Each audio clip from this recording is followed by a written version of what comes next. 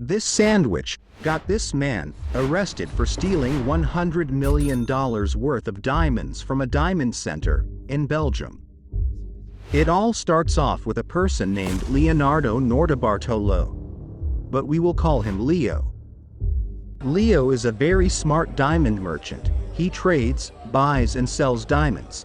He rented his own office at the Antwerp Diamond Center in Belgium. However, Leo is not actually a diamond merchant. He is actually a very strategic gang leader posing to be a diamond merchant, and he is about to pull off a massive heist. But the thing is, Leo cannot plan and execute this heist alone. So he contacts his criminal friends and asks them for help, and they say, yes. Over the next couple of months, Leo and his team studied every detail of the vault, but the vault had so many sensors it was like trying to pull off a mission from Mission Impossible.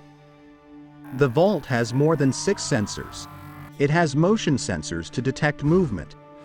It has pressure sensors to detect weight. It even has seismic sensors to detect drilling. It also has lasers.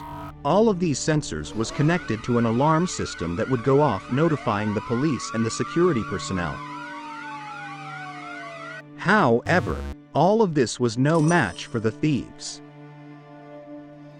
During the planning of the heist, Leo had 24/7 access to the vault since he was posing to be a legitimate diamond merchant. Him and his team mapped out the entire vault. They made copies of the vault's keys, and they also timed the heist perfectly. They made sure to execute the heist when security was going to be minimal.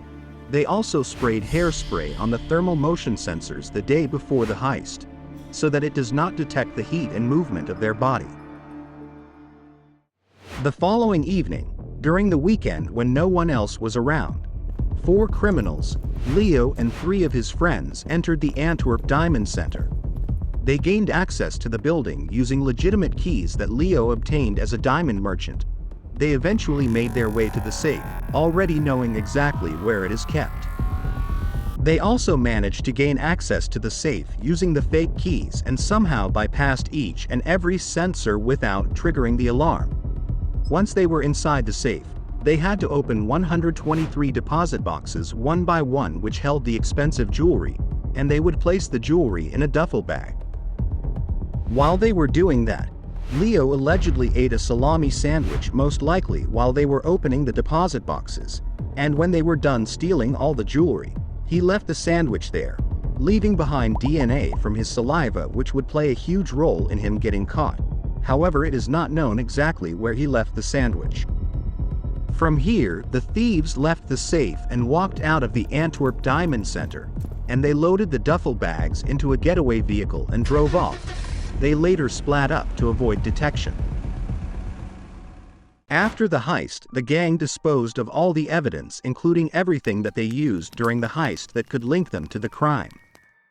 However, one of the thieves, Pietro Tavano, also known as Speedy, who was somewhat involved in the heist, panicked and threw away evidence in a trash bag at a nearby forest that included dozens of small diamonds, a videotape film, and a receipt for a video surveillance system, which in this context would be related to some sort of equipment that they used to disable the security cameras. A few days later, on the following Monday, the staff returned back to work at the Antwerp Diamond Center and discovered that the jewelry had been stolen. They called the police and reported the crime. The police rushed to the Diamond Center and began to investigate. But the thing is, the thieves were so good at their job that the police couldn't find any evidence to incriminate anyone. However, a couple of months go by, and a hunter was out hunting in the same forest where Speedy threw away the trash bag, and he came across the same trash bag that Speedy threw away. It looked suspicious, so he phoned the police. The police collected the trash bag, and it contained the evidence that they needed, and they also found the half-eaten salami sandwich near the crime scene. They were able to link the crime to Leonardo Nordebartolo and some other thieves based on the evidence that they found. Leo and some of his accomplices were arrested and put on trial.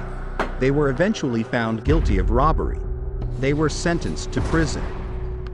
His accomplices received a 5-year sentence, and Leo, as the mastermind of the heist, received a 10-year sentence. However, a large portion of the jewelry has not been discovered to this day.